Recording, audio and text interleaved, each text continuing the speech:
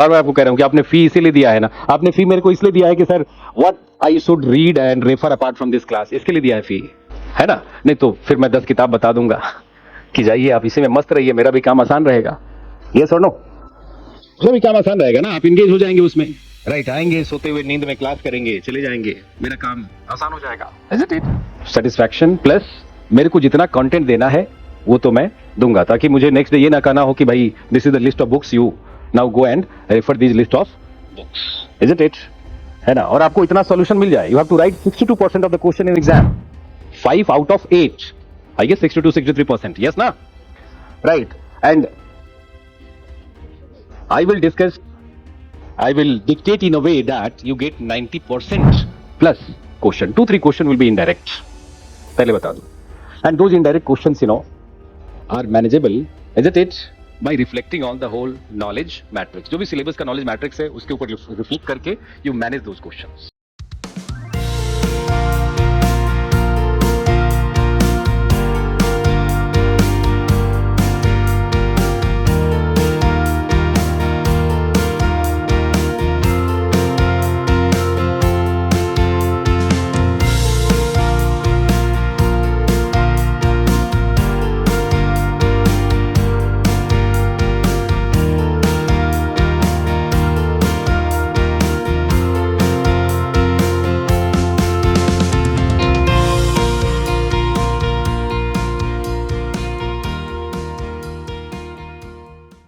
मेरा रोल यही है ना कि जो 3 साल में सिलेबस कंप्लीट होता है, ग्रेजुएशन लेवल का सब्जेक्ट है, उसको आपके लिए 4 to 5 मंथ्स में कंप्लीट किया जाए।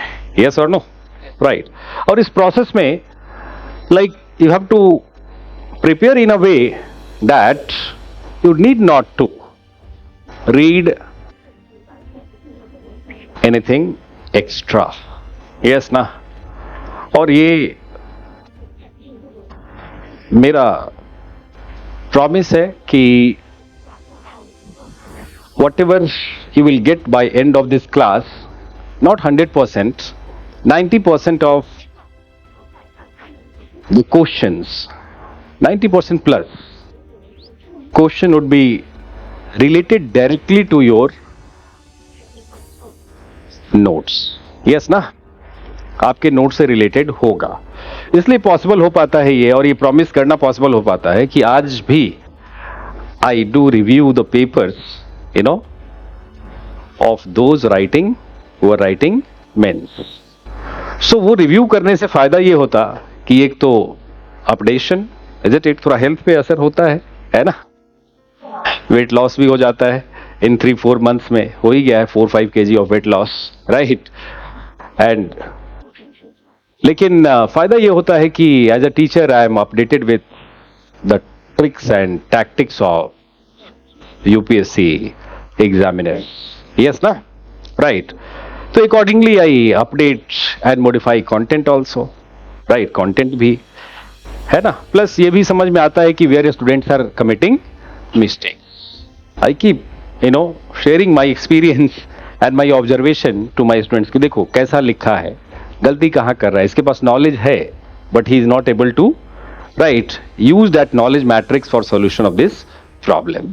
Is it? तो ये फायदा हो जाता है जिसका आपको बेनिफिट होता है और आप रिजल्ट पा पाते हैं, अच्छे मार्क्स ला पाते हैं, राइट, सब्जेक्ट्स में। तो आप डिपेंड कर सकते हैं, है ना? और होना भी चाहिए। आपने, मैं बार बार आपको कह रहा हूं कि आपने फी इसीलिए दिया है ना, आपने फी मेरे को इसलिए दिया है कि sir what I should read and refer apart from this class, इसके लिए दिया है फी, है ना? नहीं तो फिर मैं 10 किताब बता दूंगा कि जाइए आप इसी में मस्त रहिए, मेरा भी काम आसान रहेगा। यस और नो? मेरा भी काम आसान रहेगा ना, आप इंगेज हो जाएंगे उसमें, राइट? आएंगे सोते हुए नींद में क्लास करेंगे, चले जाएंगे, मेरा काम आसान हो जाएगा। Is it? और मैं अगर प्रिस्क्राइब नहीं करूंगा तो you will with me you will try to understand. Yes और नो? राइट। क्योंकि जो भी बुक्स है, स्टैंडर्ड बुक्स है, मोस्टली एकेडमिक ओरिएंटेशन से है। यस और no? And competitive orientation and academic orientation is a little different. Yes ना? अगर एकेडमिक ओरिएंटेशन से ही सॉल्यूशन निकलता तो फिर सारे प्रोफेसर्स आईएएस होते। यस और no? Right.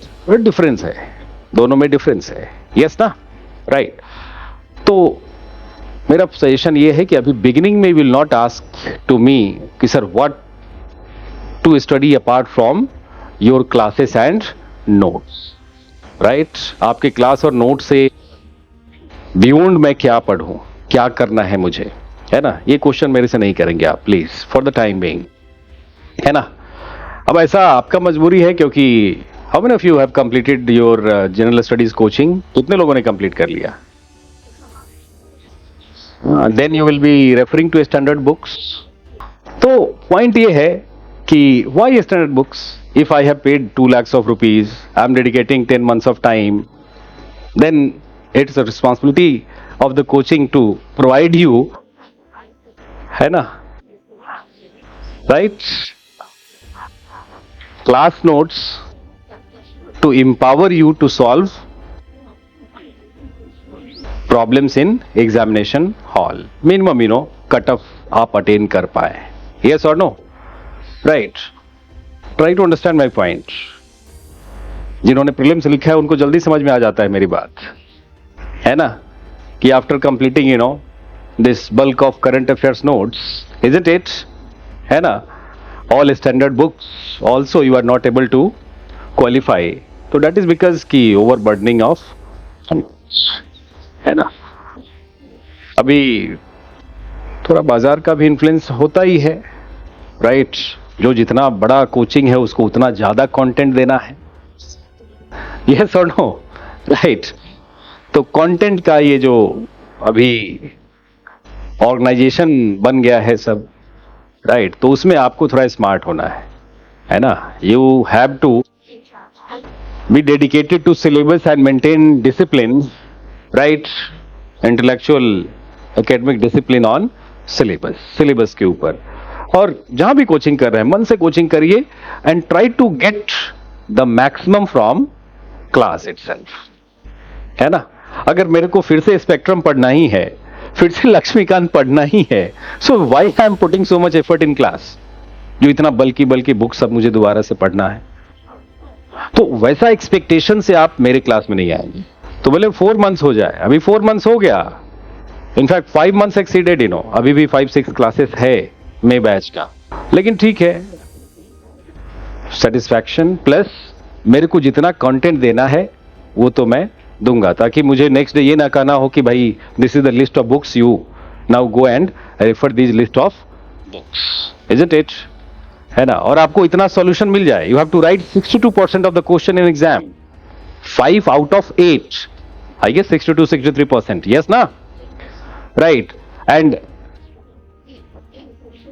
I will discuss, I will dictate in a way that you get 90% plus question. 2-3 question will be indirect. पहले बता दूं. And those indirect questions, you know, are manageable, isn't it? By reflecting on the whole knowledge matrix. जो भी syllabus का knowledge matrix है उसके ऊपर reflect करके you manage those questions. Yes or no? और 1-2 question अगर unexpected ना हो तो फिर competition देने का मजा ही क्या है? हाँ? कंपटीशन है तो 1-2 क्वेश्चन अनएक्सपेक्टेड होगा ना. In 2008 5 to 6 question were indirect, and that year I got best of the results, right. First attempt वाला भी, लास्ट अटेम्प्ट वाला भी. 318 Raghavendra Reddy 318 marks and Pradeep 307 marks.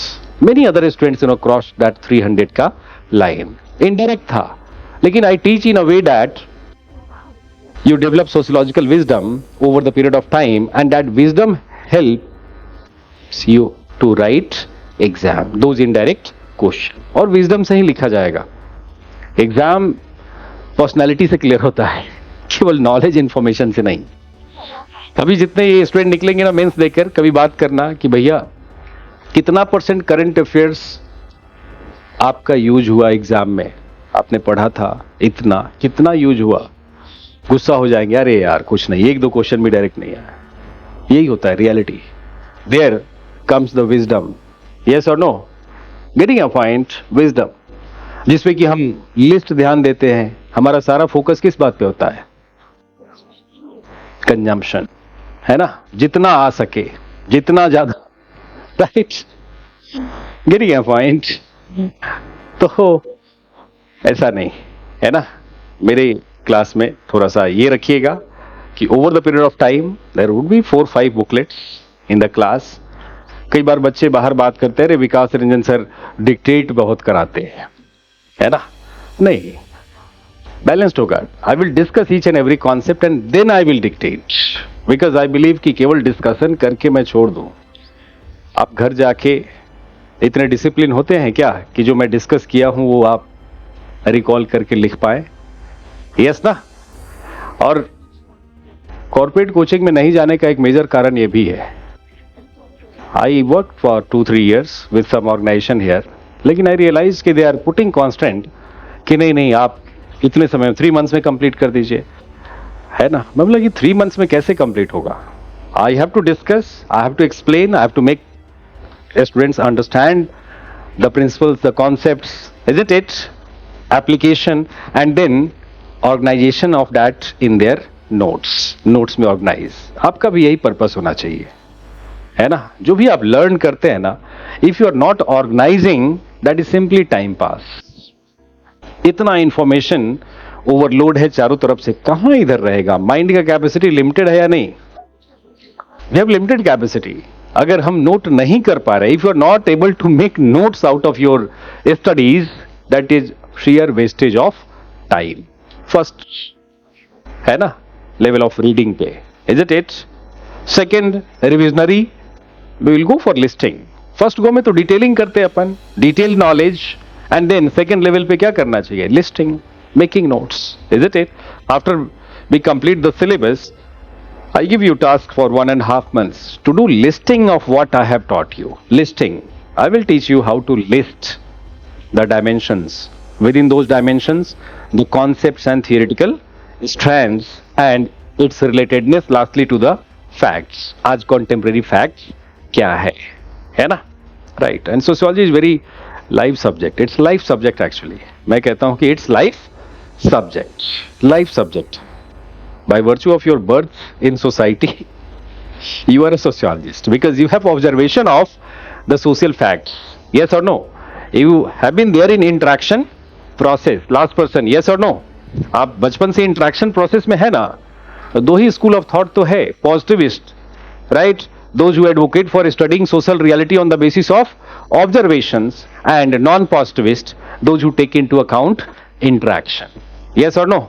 और बचपन से ऑब्जर्वेशन हो रहा है सोसाइटी का, इंटरेक्शन हो रहा है, यस और नो. तो सोसाइटी का अंडरस्टैंडिंग तो आपको भी है ना. जस्ट थोड़ा उसमें प्रिंसिपल्स आ जाएगा, sociological principles to understand the reality, yes और नो. और वो भी बहुत limited. 6 thinkers and all passed away, yes ना. हाँ यस ना. अब वो दोबारा आके तो थियरी प्रोपाउंड करेंगे नहीं, यस ना. So their theoretical principle we have to adopt, and internalize to understand reality. Right? कि why students are attending this class? तो positives कहेंगे because, cause क्या है यहाँ?